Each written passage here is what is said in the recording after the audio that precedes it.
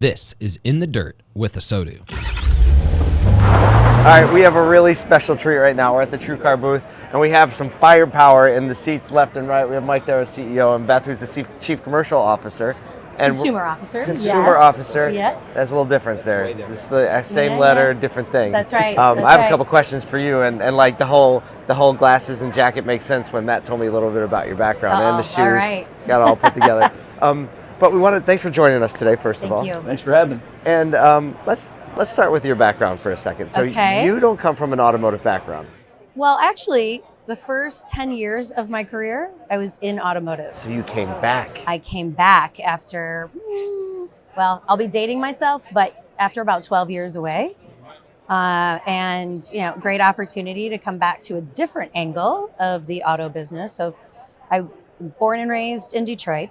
So, of course, you're going to be in the automotive world in Detroit. But it was always on the brand side. Yep. So it was on the OEM brand side, and it was always around media planning and buying. And so it was a great way to really understand it from that angle. Going away, understanding many different categories. So CPG, fintech, fashion and beauty, you name it. I've probably had, even into quick service, fast food, right? And then had a great opportunity during COVID to make a little bit of a change in life and come on and work from the dealer side. We're really understanding the dealer side of the business here at TrueCar. So it's been fun. We're definitely going to get back to that. Okay. We're going to put a pin in that. Mike, I don't know much about your background. Can you tell us how you got into automotive to begin with? Yeah, it's kind of a crazy story. When I was in college, the girl I was dating was doing some babysitting for the dean of admissions. Every great story starts this way. And her husband was a car dealer. He was a Chrysler dealer in Meadville, where I went to school. So they invited us one Saturday night out. I was finishing up my last semester. And he said, "What are you thinking about doing?" I said, "Well, I'm interviewing, talking to a lot of folks, trying to figure it out." And he said, "Well, I just hired my Chrysler factory rep to come work at my store. So I know they have an opening. Do you have a resume?" So I gave him my resume, sent it in, and that was the beginning. And I started in the Chrysler regional office. I spent 3 years there. I jumped over to Nissan. I spent 17 years there. I jumped to Edmunds. I spent 15 years there, and then here to TrueCar. Yeah, you're like 168 the numbers, now? the numbers, yeah. It all adds up to 39. I'll do the math for you. Including high school. Including high school. Just skip that part. Yeah. Skip that part. And so you mentioned that you came on board during COVID, during the pandemic. Did you two know each other prior to this, or how did this come? How did this position come about, and that you two would be working together in this fashion? When I took over the CEO job, we made some transition across the management team. We had some openings, so we started looking, and I was kind of frustrated with the traditional CMO kind of title thing because it's too nebulous to me. And I wanted someone who could come in and really be responsible for our customers and understand the customers, not only from a marketing point of view, but from a product point of view and how they work through the site. So we said, we're going to create this position called Chief Customer Officer. We started interviewing, and Beth popped up and was perfect. We are a distributed workforce. So, we're people all across the country, and we were able to pluck her from Detroit. She didn't have to move to California. Although I think she tries to get me to move her a couple of times to California. That's right. I was like, it's probably not a bad place. Yeah, especially this time of year. Exactly. Slightly different environment. Just a little bit. We do without the snow. So this was a position created that you kind of wanted to create and reorganize. Had you had this type of position prior to this, I had not had a position titled this, but I had played different roles inside of different organizations. So my the previous position I held was the president of an ad agency. And so you do have to play a lot of different roles inside of that. So it's not just one client doing one thing inside of an advertising space. So you had to know the consumer, you had to know all the constituents, you had to know the competition. You also had to really have a great negotiating skill and be able to bring all of the players in together to make sure that those clients that were in the agency were running smoothly.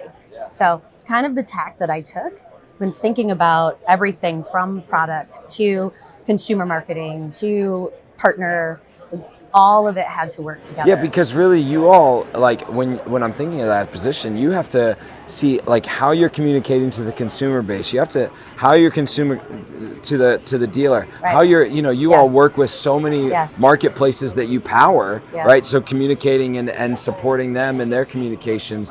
What has been this like building this over the Yeah. last couple of years and knowing what this role really does? Yeah. What's that felt like and been like to be able to build that? Well, I think the key thing is to make sure that you have a really strong storyline, because then you can actually tell the story no matter who the audience is and no matter what type of tone or space that you want to play in, because you've got a really solid, consistent message. And so I think that has actually been something that we've crafted over the last couple of years as our product continues to evolve and our user base continues to, it's no longer the same consumer. We're actually looking at, our tagline is car buying shaped to your life. So it's not just for one demographic in one location. It's for everybody to be able to have the opportunity for mobility. So if you think about how that kind of plays a role, you have to understand the consumer from every angle. And so again, having that story, having that consistent view of the consumer and understand that it's growing and changing, that's where it's been a lot of fun in bringing all of these different groups together.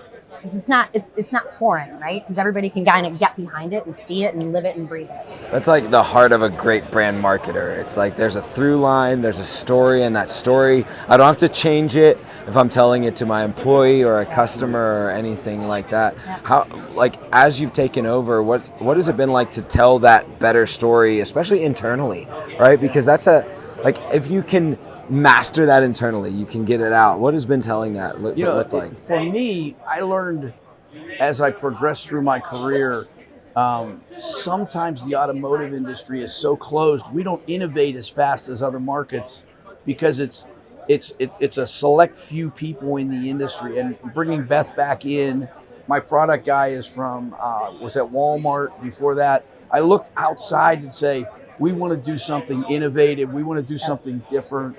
We want to really provide value. And when I took the job, there was this inherent conflict inside the company of, do we service dealers or do we service customers? And there was so much energy spent on that. And my answer was, yes, we service dealers and we service customers, right? Yeah. And we had somehow created an artificial conflict there that I don't think exists. Yeah. Right, you can and that's spilled over. It's spilled over into your customers, That's right. and your dealers, because you couldn't answer the question internally because the storyline was broken. Yeah. Right. And you can't hide that. Yeah. That's right? right. And it created a second level of confusion. Yeah. Well, So when we started aligning behind some fresh thinking from the outside and people not having these preconceived conflicts in mind, it freed us up to do a lot of things that I knew we'd be capable of. I mean, I get a chance to manage some amazing assets, right? We've got 12,000 dealer partners. We've got 8 or 9 million monthly uniques that come to our site. Those are great assets. Those are things that many companies would love to have, right? Or we go build. Yeah. And I get them every month. So now it's just a matter of how do we bring products to the market that bring those two things together in a new, interesting, and exciting way. So that's been where our focus has been.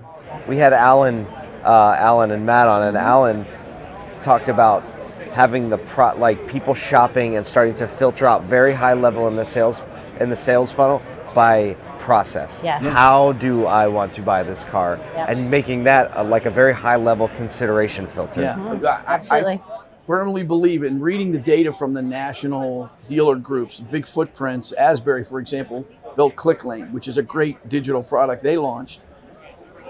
They announced out of Q3 that 90% of the volume that flowed through that had not done business with Asbury before. So what these digital products are allowing is to reach a unique consumer set that's not brand affiliated. They're not linked to a certain process. They just want something better. And they'll consider different cars. They'll consider different dealers. And it's an opportunity to tap into that in a way. And it's really incremental business. And that, Oh, talk about conquest. yeah, Yes. it's a huge opportunity. It's a huge opportunity. Yeah. Well, we don't have a ton of time with you guys. I'll maybe We're gonna ask. have to do this again. Yeah, we're gonna have to do Yeah, this again please, because I you're feel like welcome there's back more to anytime. expose. This is, even exposed for me like more about the TrueCar belief and brand, and I love hearing that story. So definitely, Mike, Beth, thank you so much for sitting with us. Thanks for giving us the space to have these conversations here at the TrueCar booth. It's just been a joy. We've felt relaxed. Like we've had some of the best conversations, and this has been one of them. So thanks. Well, thank you very much for coming. You're appreciate welcome back. Working with us anytime. Display. It's good to have you guys. Yeah, thank great. you. Thanks for watching this episode of In the Dirt with ASOTU.